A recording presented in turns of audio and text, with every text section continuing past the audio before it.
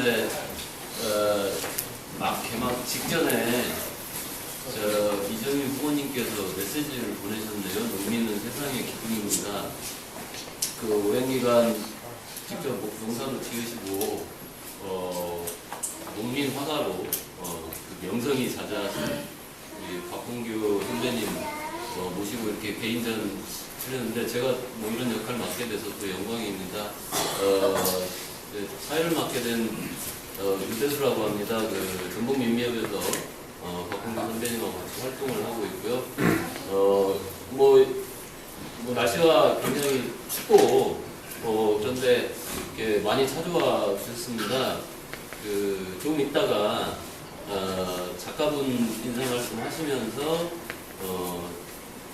찾아주신 손님들 이렇게 소개도 해드리고 하실 거로 알고 제가 좀 몇 분만 앞으로 모셔서 전시 축하 말씀 겸 인사를 좀 하시도록 하겠습니다. 우선 전라북도 교육청의 김승환 교육감님 와주셨습니다. 예. 후배부터 드리고 인사 말씀을 듣도록 하겠습니다. 그 다음에 전농 전북 도연맹의 하현우 의장님 와주셨습니다. 그리고 전 전농 의장님이셨고요. 한국농정신문 사장님으로 계십니다. 한도숙 사장님. 감사합니다. 네, 그리고 통합진보당의 비상대책위원 신문희 위원님 오셨습니다. 뭐 실례가 안 되면 방금 소개해드린 순서대로 축사 말씀 좀 듣도록 하겠습니다. 교육감님.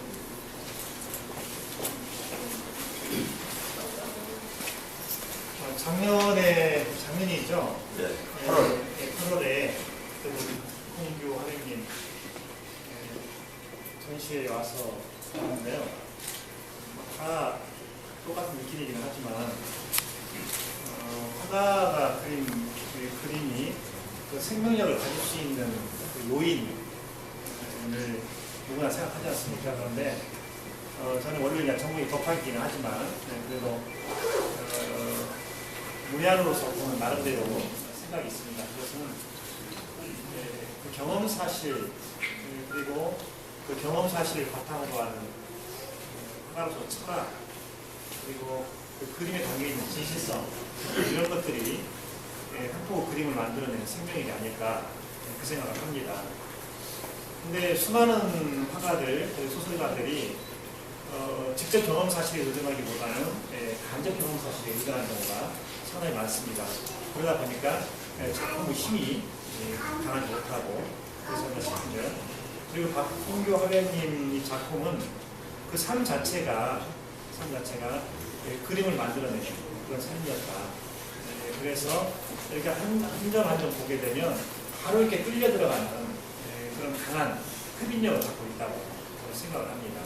그래서 이런 그 화가를 우리가 이 시대에 만나서 함께 뽑을 수 있다는 것, 이분이 만들어낸 작품 앞에 우리가 설 수 있다는 것 자체가 얼마나 큰 행운인가 그런 생각을 합니다. 우리 학생들 가운데서도 이런 화가가 많이 나오면 좋다고 생각하고요. 이 좋은 기회를 선물해 주신 우리 박홍규 화백님 정말 고맙습니다. 그리고 여기 계신 분들 연말 연시 무척 바쁘실 건데요. 아무리 바쁘더라도 12월 19일은 꼭 한 일을 하시고요. 교육감이 할 말 여기까지입니다. 꼭 하시고 어저께 어떤 국회의원 한 분이요 저한테 카톡으로 동영상을 보내줬습니다. 그걸 보면서 깜짝 놀랐어요. 최수준이가 나오더니 거기에서 무슨 뭐 대학생들을 앉혀놓고서 입시름을 벌이더라고요. 그러면서 여러분 누가 나라 주인입니까? 그러니까 그 대학생들이 예 국민입니다. 우리 지식인답게 말합시다. 틀렸습니다. 나라 주인은 투표하는 국민입니다. 그러더라고요. 최수준이 이렇게 철학이 있나 싶었어요. 근데 나중에 알고 봤더니 그것이 KBS2 드라마더라고요. 프레지던트인가? 거기에서 나오는 대사예요. 그게. 그래서 KBS가 왔다 갔다 한다 이런 생각도 들고요. 그렇습니다. 정치인들은요 그 투표하는 국민을 무서워합니다. 그래서 꼭 투표를 해서 이 나라 주권이 살아있음을 확인시키고 고맙겠습니다. 고맙습니다.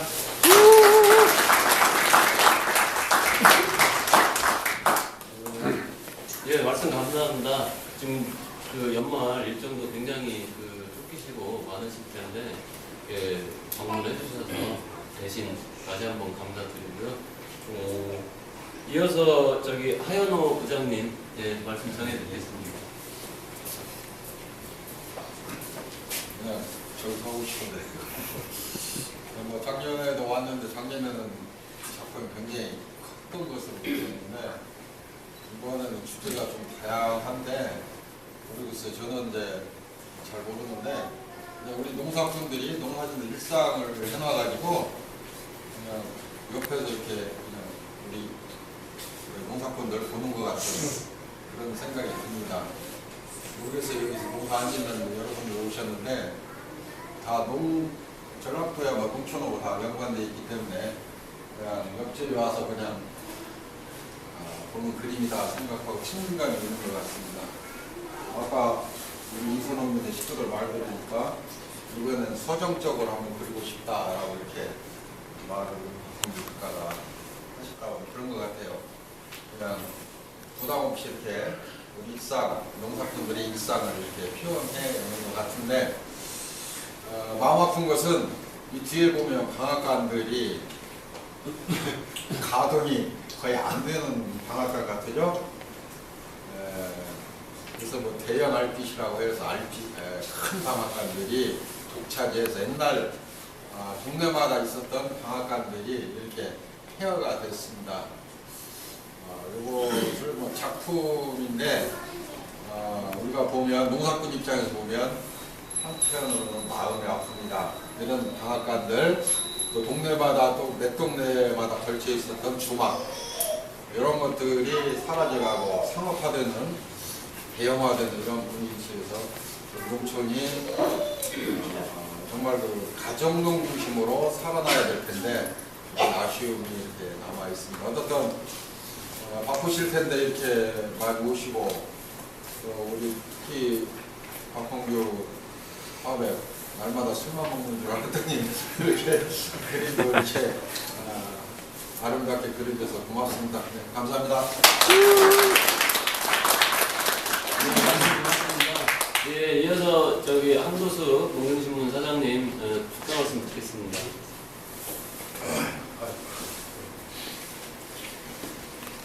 이런 자리에 서본 지 오래돼가지고. 그냥 박홍규 화백하고 막걸리 한잔 하려고 내려왔어요. 그림을 이렇게 보니까 역시 박홍규 화백이 막걸리를 먹고 그랬구나. 그거요.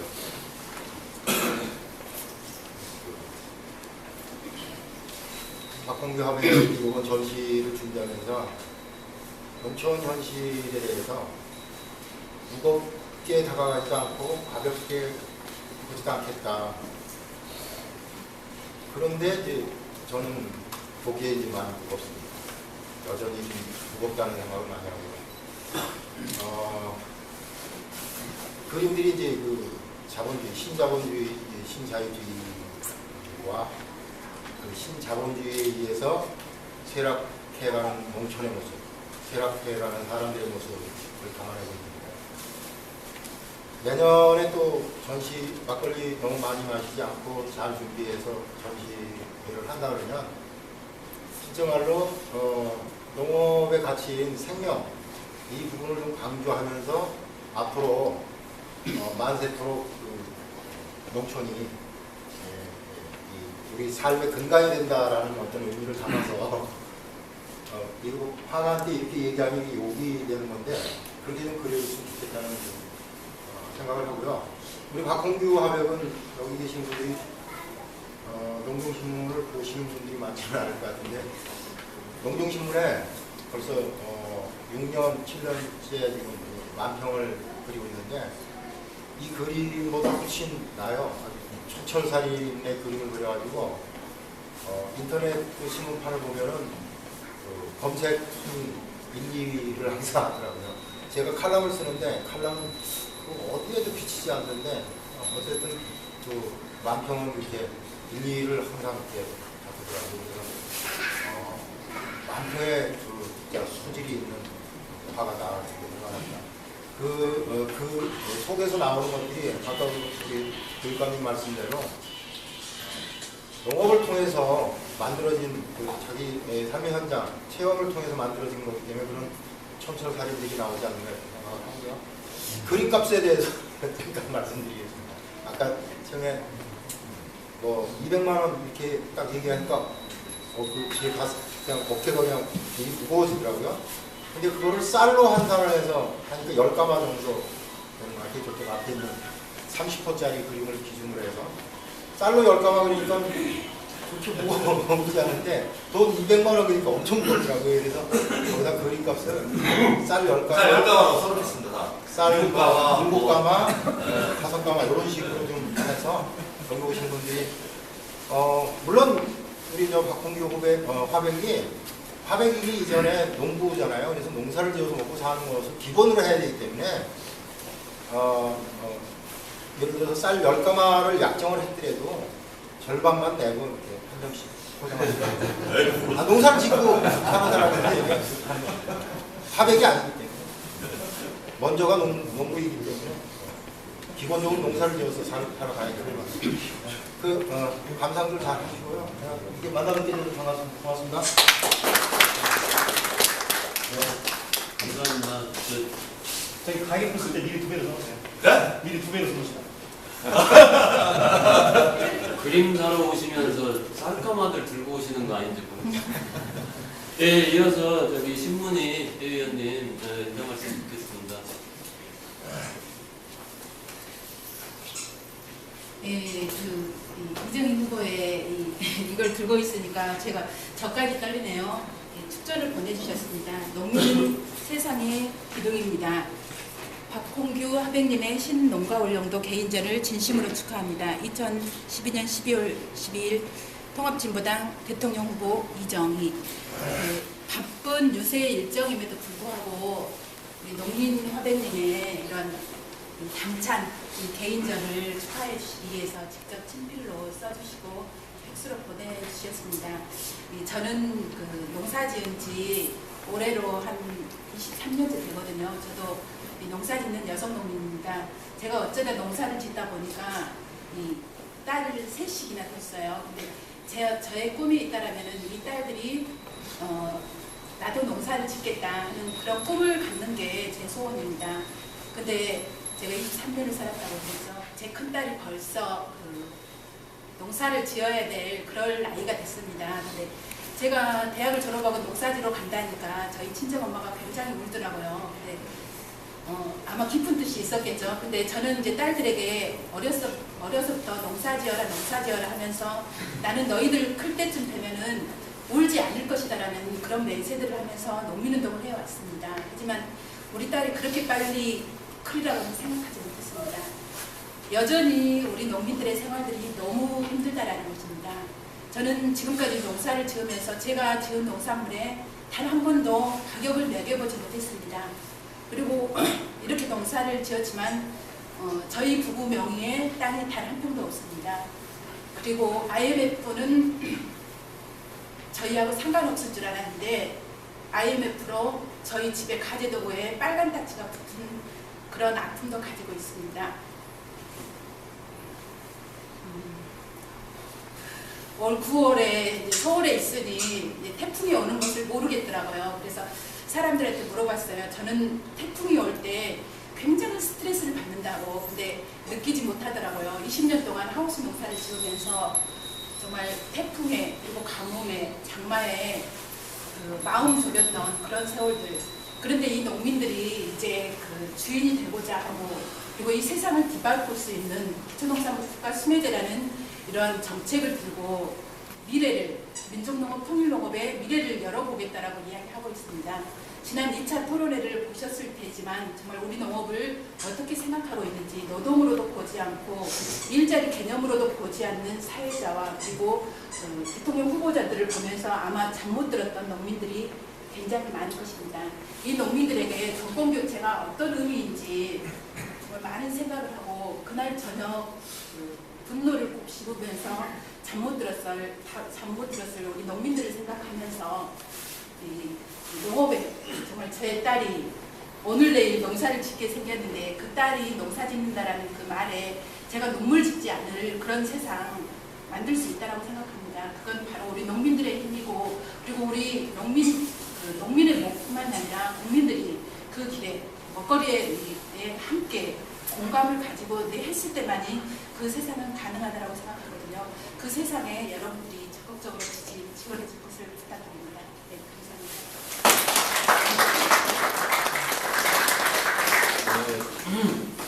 감사합니다.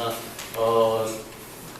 또 이외에 또 찾아주신 분들 다 소개해드리고 또 말씀도 참여 듣고 해야 되는데 이제 저보다는 작가 선생님 역할로 맡기도록 하겠습니다. 좀 전에도 몇 분이 이렇게 작품에 대한 인상 평해주신 것 같은데 본인도 그러시더라고요. 일종의 풍속과 뭐 이런 개념도 좀 있었으면 좋겠다, 해보고 싶다 하는 말씀인데, 여러분들 다 아시다시피 자기가 사는 동네, 자기의 그 일상, 실제 삶의 현장의 모습이 그냥 그대로 확하게 담긴 그런 작품들이 있습니다.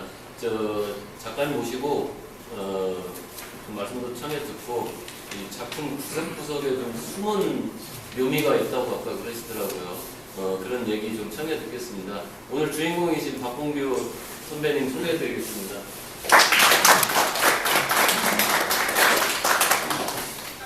해년마다 전시 1년에 한 번씩 오니까 그냥 많은 분들한테 추천드리는 것 같습니다. 내년에도 하나로 어떻게 해볼까 했는데 지금도 한 2년 하신 것 같고. 소개시킬 분이 있어요. 우리 농협 본부장님이 오늘 무대 쓴다 그래가지고 우리 최영구 우리 부부장님 모셔가지고 축하하러. 예, 축하드립니다.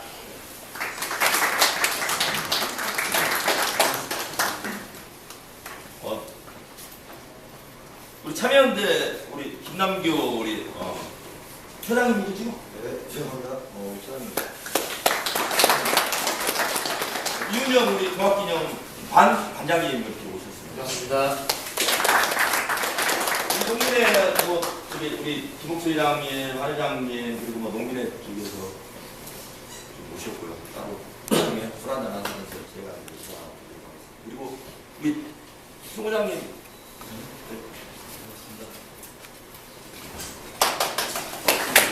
그림을 못 보니까 뭐라고 말씀 못 얻었죠?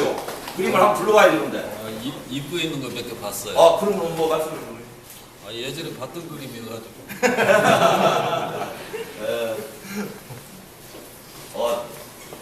제가 이번 주제로 삼았던 거는 이제 2012년 농가 원료운동입니다. 조선시대 신국 우리 특기파 있던 우리 기라성 같은 선배님들이 그렸던 그림의 형식을 좀 빌려서 지금 개방공정 이후에 우리 농민들 30년 이후에 얼마나 많이 달라졌는가. 2010년 대선 끄트머리에 우리 농민들은 어디에 있는가, 어떤 생각을 하고 살고 있을까, 뭐 이런 생각을 하면서 그림들을 기획하고 그렸습니다. 그래서 아마 보면은 이제 아시는 분은 누구 같기도 하고, 그 다음에 어디 마을 풍경 같기도 하고 아마 그럴 겁니다. 그래서 좀 주로 들녘, 황토땅 이렇게 그리는데, 제가 원래 사람도 잘 그리지만 풍경도 잘 그린다는 걸 이거 보여주려고 했습니다. 이번에.